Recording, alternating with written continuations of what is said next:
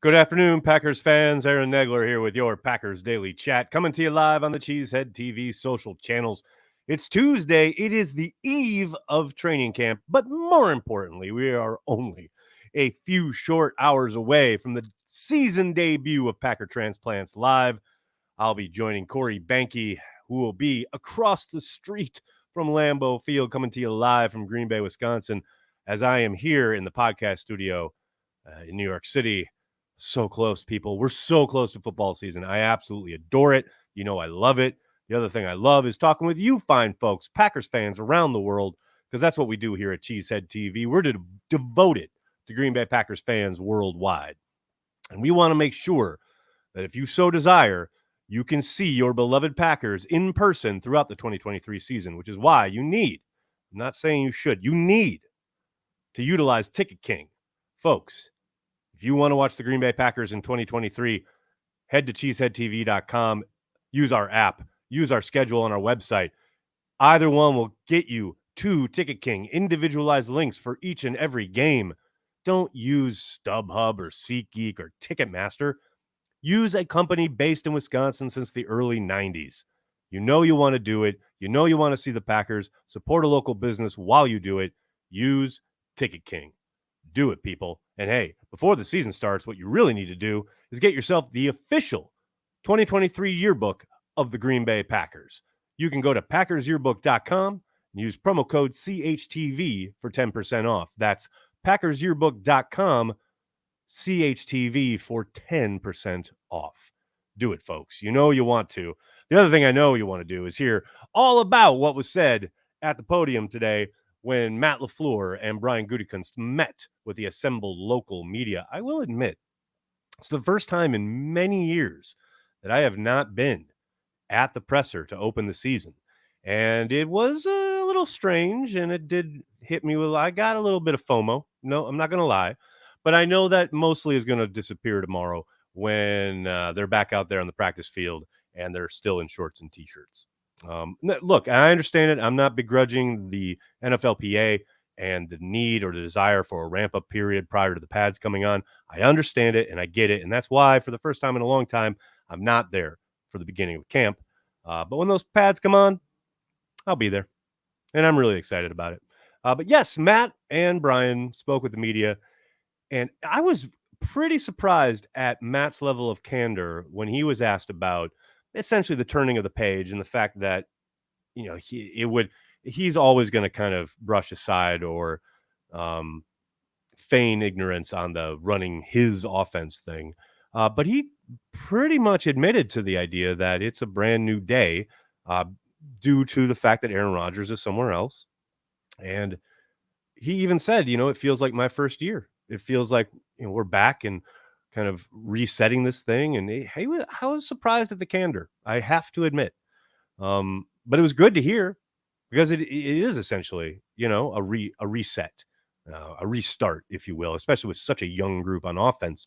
I'm excited. I'm excited to see, with the experience that Matt has gained over the course of the last number of seasons since 2019, to now basically drive the ship and be the face that everyone will look to, you know, and talk about and praise and or malign when things go bad, because Lord knows Aaron Rodgers got a lot of both of that when it wasn't entirely on him.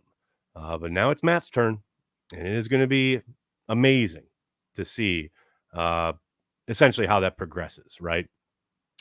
The only little real bits of news that came out of these two sessions were the what sounds like real optimism for Rashawn Gary and Eric Stokes to be back on the practice field prior to the end of camp. Now, you know, there's no promises here, and it's all about how they look and when they're given the green light by the medical staff, and that doesn't seem imminent sitting here on the eve of camp. But I will admit to being a bit surprised that both guys could see the practice field prior to the end of camp. And given especially Stokes' injuries, plural, that he suffered in that Detroit game, to even have him in the mix is going to be great. And I know it was great to see Rasul retweet a Cheesehead TV article yesterday when I cited Bill Huber's report that if things are on track, Stokes could be back in a couple weeks, and Rasul was very excited about that apparently. So that was the one kind of bit of newsy information from those two sessions, which is not unexpected. It's very rare that they're going to lay their cards on the table right out the gate, so to speak. Once we have some action on the field and more things to talk about, I'm sure both gentlemen will be peppered with more kind of probing questions, if you will. But I'm just happy and excited. How many times have we talked about here on Packers Daily the turning of the page and the start of something new, which certainly is what we are about to watch this team embark on. I, for one, am thrilled and excited, and choose a word that expresses hope, and I'm probably there. So good stuff from Matt and Brian, though not earth-shattering. And again, it wasn't expected. Good to see everybody in the comment section. Hope you're all doing well. We got one super chat here from Ed. What's up, Ed? How do you think the remaining 72 Dolphins will react when the Packers go undefeated this season? Magnanimous or snarky? I like your optimism, Ed. Good stuff. I'm sure they will be magnanimous. I have zero doubt those gentlemen will exhibit grace beyond their years, which are considerable. But let's beat the Bears first. How about that? Oh, interesting, John. That's a good point. John Faust says, just rewatched A-Rod's first game as a full-time starter. The veteran O-line really hindered his game. How confident are we in the veteran O-line to help their inexperienced QB? I'm not sure I understand what you're saying there, John. Hindered his game. Do you mean helped his game? Hindered his game? I'm not sure I understand what you're selling there, bud. I think Aaron was clearly nervous early on, but I thought he settled in really well in that game. As far as this offensive line, really have to play out a few things yet. Well, who's at right tackle, and I'm not sold that center has been set yet. But I tell you what, there are a lot worse situations to walk into than having David Bakhtiari and Elton Jenkins on your left side. That is such a comfort and such a boon for such a young quarterback.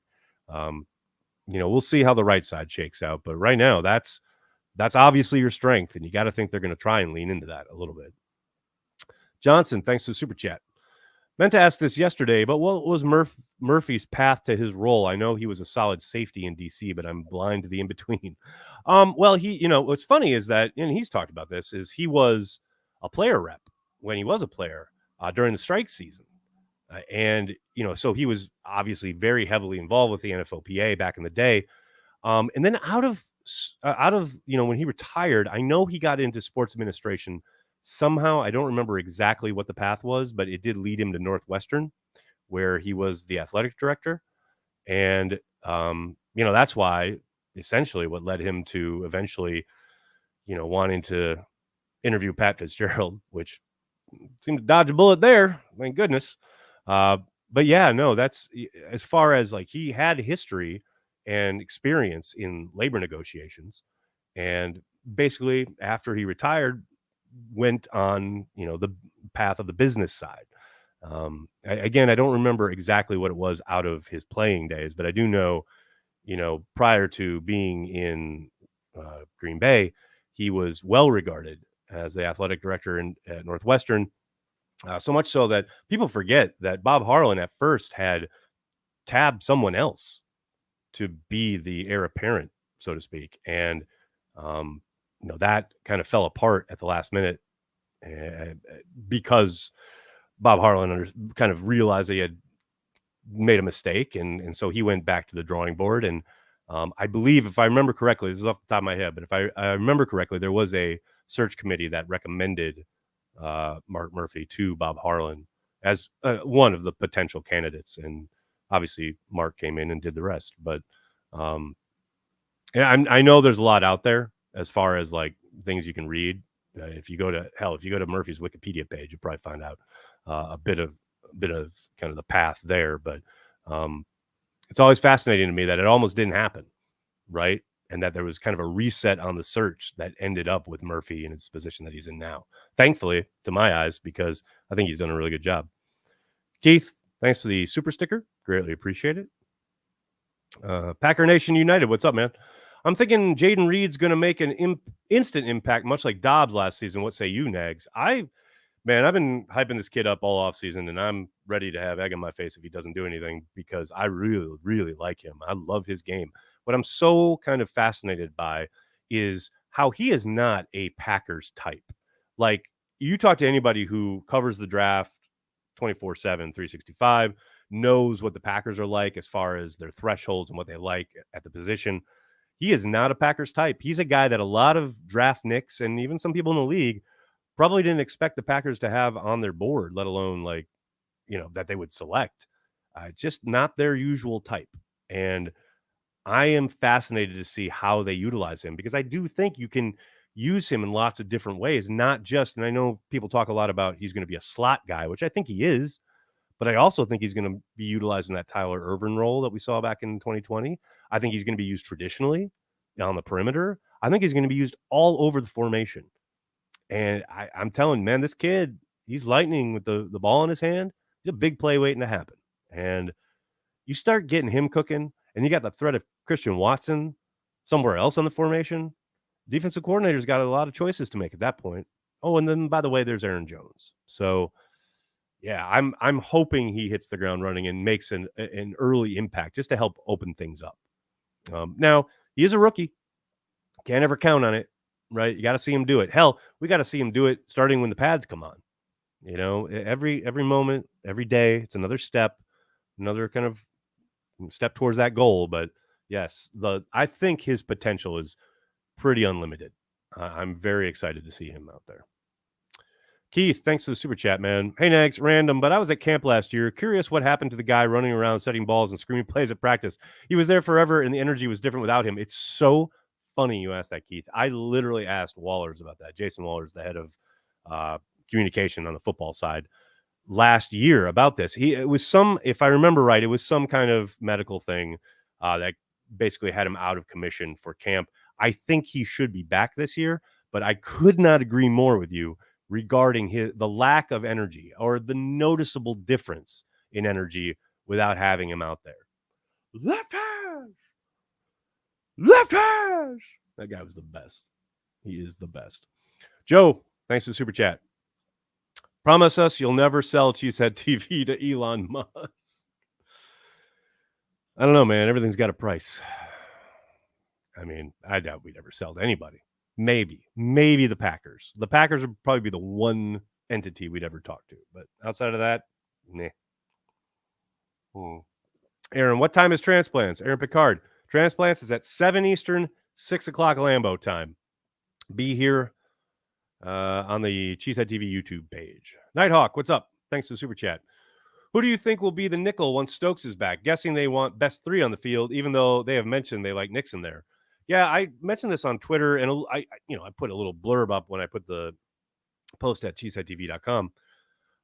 What's nice, for whatever that means, what's nice about this injury to Stokes is that it gives him an opportunity to reset. There's no secrets here. He was not having a banner second season, right? Now, to bring him back and bring him along slowly, it's good because it allows them to have those kind of favored three, right, heading into camp and hopefully the regular season. Jair and Rasul on the outside. You get Nixon at the slot, a position that Nixon's played a little bit. He played a handful, some snaps there last year. It wasn't his regular gig, but you did see him in that role. To get him there on the full-time basic rotation when, you talk about nickel, but nickel is base now in this league. We all know that. I suspect what will happen is Stokes, once he is cleared and practicing on the regular, he'll get mixed in the dime, very, not liberally, just here or there, depending on matchups, what have you. And then you bring him along slowly. There's zero reason to force him into the lineup.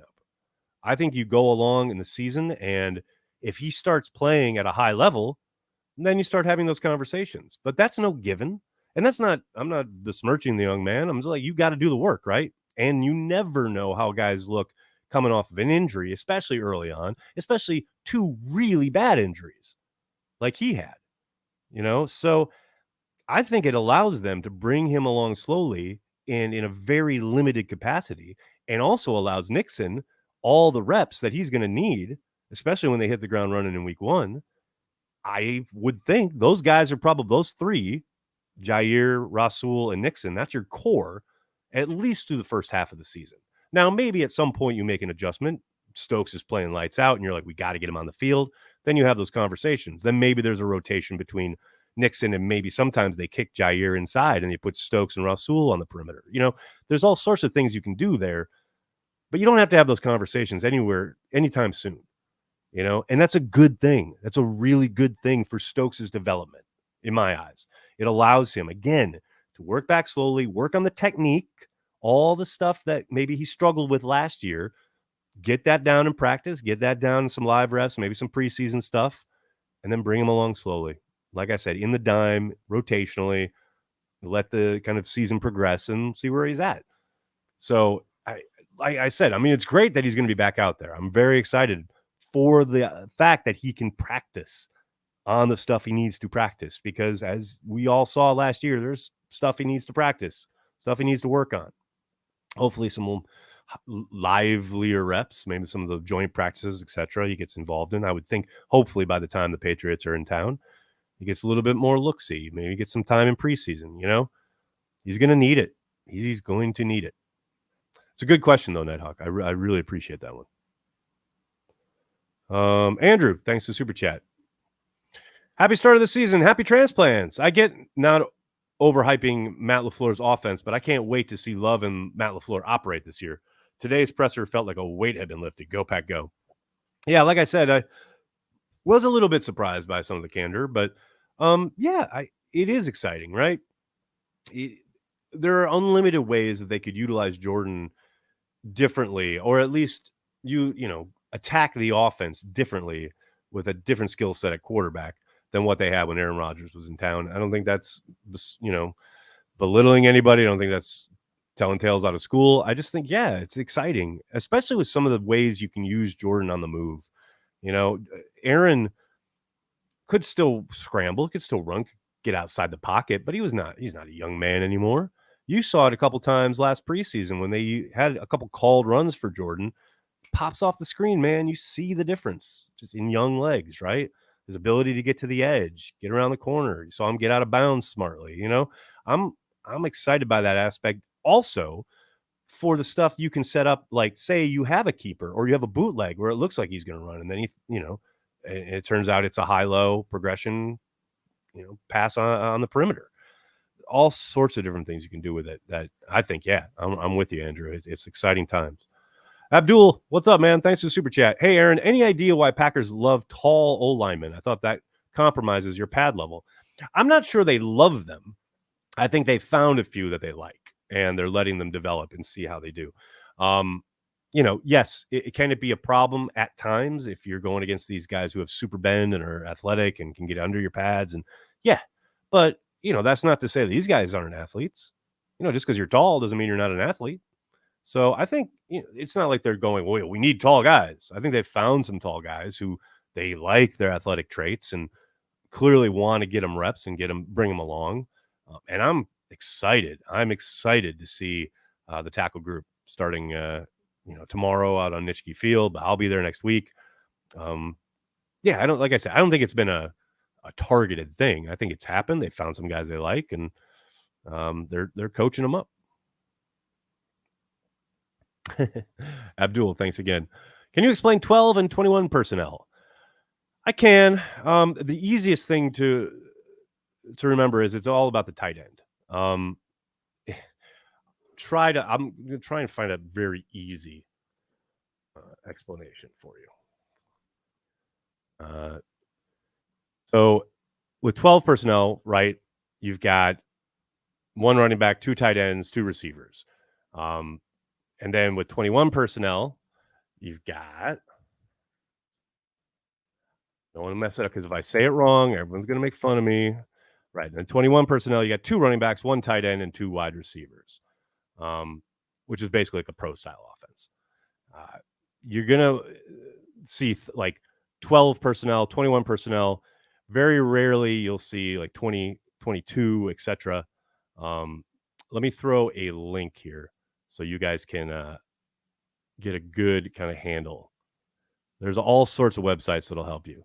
I would go in a little bit more depth, but I know there inevitably when I talk ball, when I talk like scheme, personnel, anything, inevitably I get emails from people who do this for a living, and I have misspoken so many times that I just don't like putting that out there anymore, because look, I can look at cover 2 and go, oh, it's a cover 2. And then eventually someone will say, oh, actually it's a cover 6 because XYZ.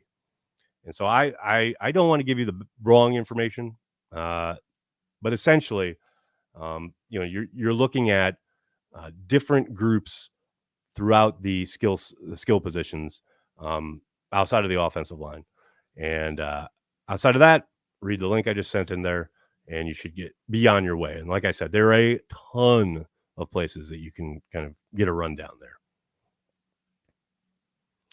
Michael says, Bill Huber shared a piece saying Rodgers should have more Super Bowls since he is a Hall of Famer. On a hunch, I checked, and only 63.7 of Hall of Fame players won a championship. Just thought it was cool. Yeah, I saw Bill's piece this morning, and yeah, the feeling would undoubtedly be, they, not Aaron, they should have probably won at least one more Super Bowl. But we can all point to the moments where, things transpired to stop that from happening.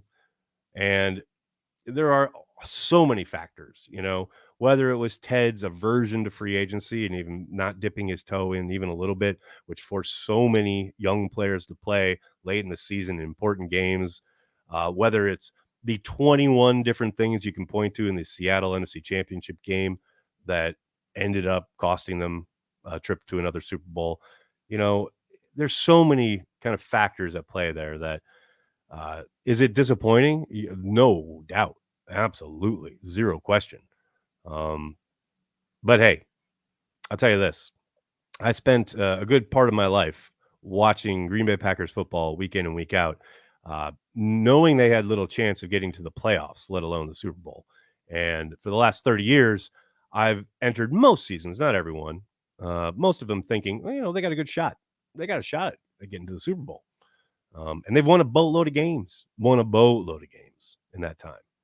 I'll take it. I'll take all those experiences, the highs and the lows. I'll take the thrills. I'll take the great plays. I'll take the big moments. I'll take Brett Favre hitting Donald Driver and an 80-yard touchdown in Champaign, Illinois, and jumping up on Corey Behnke's couch up in Inwood and breaking it. Like, those are the moments, man. That's what sticks with me. Would it have been great to celebrate a couple more Super Bowls? Yeah, of course it would. But you know what you can never take away from me? Watching that first Super Bowl led by Brett, Desmond Howard's return for a touchdown, totally freaking out. By the way, I was with Corey for that one in North Carolina. Or the second one in 2010, Rodgers and the Packers against the Steelers. It at my home here in New York with my girls. They finally saw their dad enjoy a victory on the biggest stage. I was so happy. I was crying. And those are moments you'll never be able to take away from me. It's great. I like, yes, would be great to have a few more. No question about it. But the ones they won, fucking hell, man. How many fan bases would kill for that shit? So that never roughs me up. I get it. It's disappointing, no doubt about it. But I cherish those memories way more than I dwell on the disappointments or the what could have beens. It's just me. It's just something I'm into. All right, buddy. I got to get going. I got to get ready for Packer transplants. Please, please, please do me a monster favor. Hit like on the video.